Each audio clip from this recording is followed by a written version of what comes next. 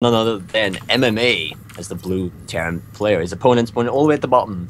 The Tyrant himself, losing the first series, looking to even it up now and get into the next round. It is, of course, going to be Jaedong as the red Zerg player playing for EG. Jaedong doesn't play tournaments to lose in group stages, man. Oh, man. He plays them to lose in finals. Absolutely. Absolutely. Which sounds so mean like this, but this is a joke that everybody will understand, of course. Yeah.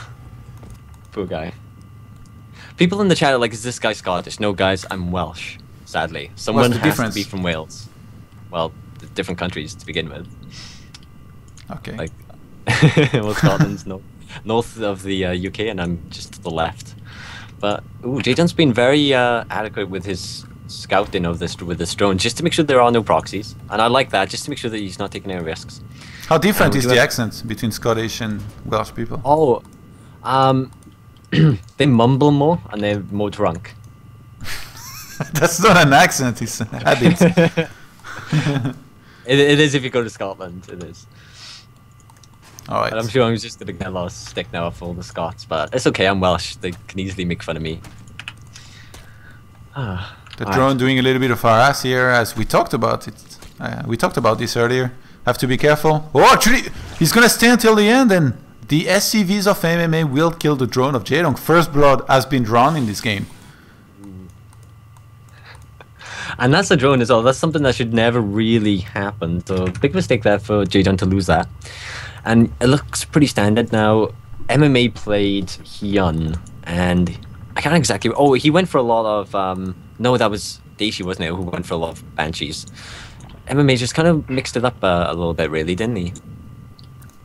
Yeah, he used different builds. He tried to go for some Hellions, and I was a little bit surprised because MMA really strikes me as the kind of guy who, just like Daishi, likes to go for the third base, for the double engineering bay, play very bio heavy, and he's one of the best players out there with medivac drops. He's always been.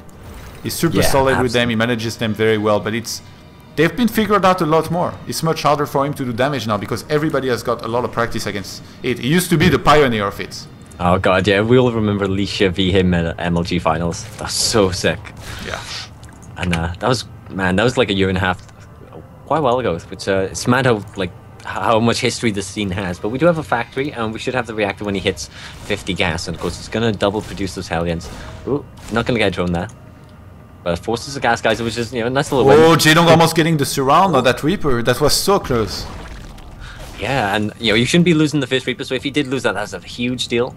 The second Reaper is coming to join his friend, but actually, no, it looks like he wants to turn around just to make sure no Zerglings run around the right-hand side to maybe force a cancel or, you know, get that SCV that's built in the command center.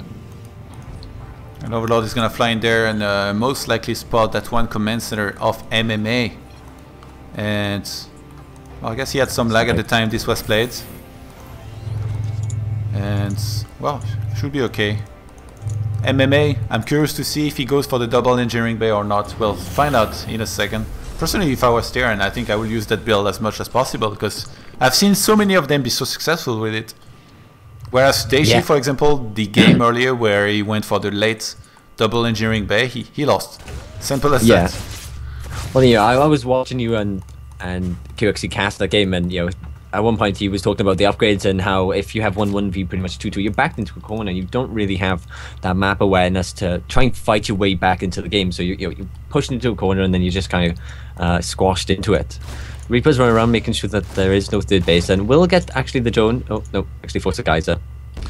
And ooh, Zerglin speed has finished up, so he has to be careful. The Reaper could get picked off, and actually might. Ooh. Oh, nice surrounds! As much as he missed the last one. Oh, this one is 6. Was a 6-6 round.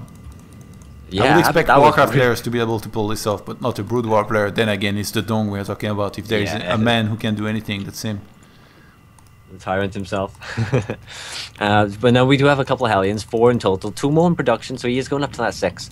And we do have the Stim in production. The second, guys, it does get added on, so the 2E base shouldn't be too far away. He starts double racks before. Yeah, you need that production first, and then you go for that to, of course, you make sure you have the units that are worth upgrading. Maybe that last game of MMA versus Hyun also on his mind, where he got busted. Yeah, that's very true as well, actually. And Hyun did beat MMA with 2 busts, Baneland's Roach busts, which have done a lot of damage, and one of them he eventually won the game. The first one he won it straight out. But the double Evo is out. There's the 1-1, including the melee upgrade. So once again, we've only seen Mutalin Blin against Terrans thus far tonight, so I'm guessing we're going to see that again. And so yeah, like, we got a lot of production, the reactor onto one of the barracks, so his production is going to be really good, and we should see a star point added on very soon. And yeah, like, he's going to power pretty hard, like we saw against what was it, MMA v Hyun in the first game. Like, he powered really hard. Yeah, if you give any opportunity like this to a Zerg of the caliber of Jaedong or Hyun, they will almost always do that. Yeah, absolutely. So Jaedong, it feels like Jaedong likes to play with more drones and more late game than Hyun would, for example. Oh my god, great surround on these aliens. Oh, man, Jaedong, wow. He always makes this happen. He makes this kind of move in so many games that when you watch it, you might think, this is the standard ZVT, this is supposed to happen in the mid game, but no, it's not. Through great mind games, through great scouting and anticipation, he's able to pull this off time after time. This impresses me so much. Yeah, and he's splitting the Zerglings around everywhere just to make sure no hidden bases or sneaky shenanigans are coming out of the Terran player. The Medivacs will be out on the field very soon, as they are in production right now, and the eBays are getting that 1-1. We even have numerous Carapace in production, so Overlords, like, I'm guessing we're going to see that thing that he done on Frost, where he finishes up and he's going to spread Overlords across the entire map, so he spots absolutely everything if drops do start incoming. And one Zergling at the third base forces to stim out a couple of units, and he has got a third. It is floating towards that location, so he's going to start saturating that. And a couple of Zerglings might... Oh no, they can't fight this. Oh, Jaedong's got to be careful. Yeah, he's lost a few of them, too many here. And man, the crease spread. It's so weird because Jaedong crease spread so well, he macros so well, but in the end he ended up losing one series. And on the other hand, you have Hyun, who doesn't seem to pay much attention to crease spread compared to Jaedong. He took out the 2 Terrans that he played. Yeah, absolutely. Now, the Medivac drop was spotted, and especially as it does fly past these Overlords. So there are Banelands, morphing in, and Zerglings ready to surround those Marines as they do get dropped out. And of course, that forces him to boost away and get an Overlord kill. So I guess that's something, at least. Now, the Spire's about to finish. 2-2 has started. Baneland speed as well. And holy Jesus Christ, we have 14 Creep Teamers in production right now. Yeah. What time are you at in the game, by the way? 11 minutes 24. Okay, I'm at 11:35 now. So try to catch up a little bit, so we're synced a little bit better. Okay, 11:40. Alright, so that's a +1 for the flyers. So the Mura's gonna start doing the extra splash damage, and the composition is okay. We do have the mines finally being added into the mix, so that's nice. Of course, you want that splash damage, a bit of an anchor point to the army as well, force the the Zerg to multitask or micro, unless of course he wants to just suicide all his units into some mines. And there's drilling claws as well, so they will be detonated a lot faster. Yeah, MMA moving out right now. Gonna have to be very careful because he's just right outside of the creep. If he steps on it, I'm sure Jaedong's gonna have something to say about this. I would say the big difference between what Jaedong and what Hyun did is the amount of banelings. We have a lot less banelings from Jaedong, so he's very Zergling heavy every single time. Yeah. And cleaning up the creep team, he does want to do this, of course, especially with how good Jaedong is spreading that. And did an Overlord of Muta just get vaporized then? Something died. And the Mutas are trying to get those Medivacs for the boost, of course. Does escape them, drop in the units, but this is all going to get cleaned up and forced to lift off, and then the Mutas will kill them as they try to escape. So, decent trades that. MMA's down by about 30 supply, not a massive amount for this stage of the game. Kind of what you expect, really. And Jaedong's got his 4th base. He's up to 8 gas, already mining them. So he's got a lot of gas income, can make a lot of Banes, get those upgrades, get those Mutas, and of course tech. Yeah, the armor, hive, though. Vehicle armor is being researched here for MMA as well. And Drilling Claws, he's about to complete the 2-2 as well. I wouldn't be surprised if MMA goes for a 2-2 timing here in a second. And I like the positioning of those barracks, by the way. They're going to be able to rejoin the fray much faster than otherwise. Making a bunch of turrets here. He's afraid of the Mutas possibly flying into his main. That's also one of the things. Like Jaedong, he likes to make a certain amount of Mutas. In this case, he's up to 16 and then he stops. He doesn't make any more than that. He doesn't want a huge Muta cloud. He focuses, on getting a few Mutas, a few Zerglings, not that many, and a lot of... actually, a few Banelings and a lot of Zerglings. But in this case, he's morphing a few more of those Banelings. He's got enough to nearly just one-shot Medivacs. Oh, and he goes for the fight here. He's going to get a good surround on those units. The Medivacs immediately pick up the units and try to escape. Jaedong is going to be under the chase. But those units, they're going to rejoin the Widowmine and the rest of the army in time, I think. But Jaedong doesn't care. He goes for it. His Mutas are taking a ton of damage, but he has a lot of Zerglings and Banelings tanking on the ground. And the Marines are running forward back towards that command center, and Widowmines are burrowing. There is Overseers and a Thor even getting some Banelings blown up on him, and a lot of damage is being dealt. The reinforcements, though, damn, there's a lot of reinforcements, and this will all get cleaned up. And once again, Miras, you know, he's always left with the Miras. It's always Miras v Marine, you know, just a few Marine stragglers, and, which he cannot fight with. And Jaedong, again, just like the game against Daishi, is committing a lot to these 4 bases and this huge production. He's not taking into Hive anytime soon. He's got so much gas, by the way. This is ridiculous. Almost 1300 gas right now. Flies into some Widowmines. He's gonna have to be very careful here. Yes, you know, the supplies are very even right now. There is a 20 worker difference, which means MMA is up in supply. He's rolling forward, scanning to get the creep team. With this overseer that is moving in, will not be long for this world. And oh, the Banelings, are they going to get the connections that they need? And nice splits coming out of MMA, but it will all get cleaned up, and the Miras will force the Medivacs to boost away and to safety. But there's still a lot of units just reinforcing in the center of the map. Yeah, Jaedong needs some overseers, so he finally gets one over here, but not before those Widowmines detonate. Oh. And the 4th base is being denied for the moment as 2 overlords are pooping that creep onto that location. And Hive finally starts. By the way, one of those hatcheries must be misrallied. There is a whole bunch of Zerglings in the main. Jaedong needs them with his army right now. He could possibly be finishing the game if they had been there. The Mutas actually dying! Jaedong is left with only 2 Mutas. He's remaking 7 of them now, but losing those was very important here. He cannot afford that. And he has a lot of changes on the field, granting some vision, but this is so many Marines. You know, there are some Widowmines, I think, trickling in or in production, but very slowly and getting taken out fast. And splits coming out of MMA, but of course there's just too many units here. And oh, actually, no, the healing will save this, and that one lone meter is forced to run away or fly away.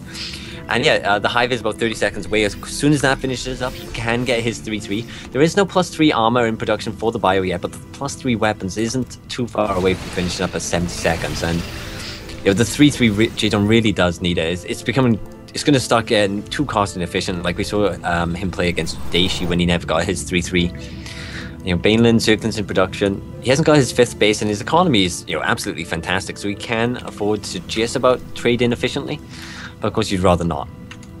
Jaedong has so much vision on the map right now. There is no way he's ever going to be surprised by any kind of drop. He's got overlords on the sides, and MMA is just massing on these 4 bases that he has. A lot of upgrades start here for Jaedong, but he's not going to have time to complete them before the next fight. MMA is pulling ahead on supply now. 180 against 163.